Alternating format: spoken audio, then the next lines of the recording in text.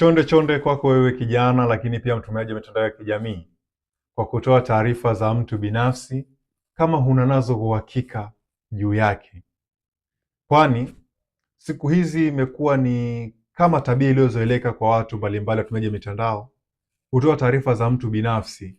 ambazo hana nazo uhakika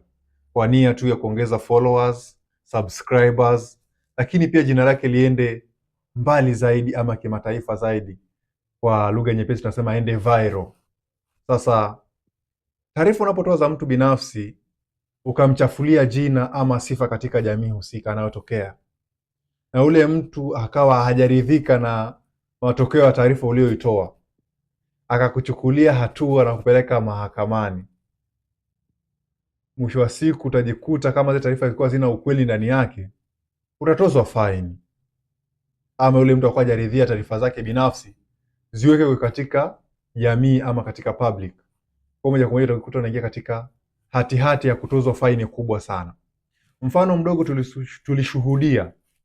mwezi Machi katika kesi ya Revocatus Chipando almaarufu kama Baba Levo dhidi ya wakazi katika mahakama ya Dar es Salaam Kisutu pale, kwamba mheshimiwa wakazi aliamriwa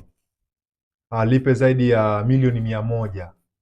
kwa kosa tu la kutoa taarifa ambazo zilikuwa hazina ukweli juu ya mheshimiwa Baba Levo ama Revocatus Chipando. Sasa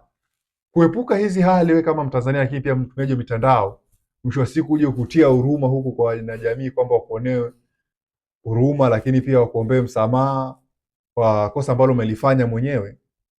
kidogo sio nzuri, kwani hata wenyewe tunatushusha thamani yako. Sasa kuepuka na masuala yote,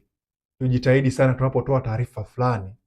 juu ya mtu ama taasisi fulani tuwe nazo na uhakika,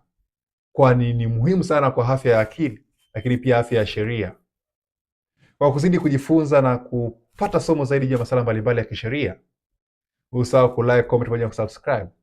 ili wa kwanza kupata taarifa zetu. Hii ni Tambue Sheria TV, sheria kwa wote.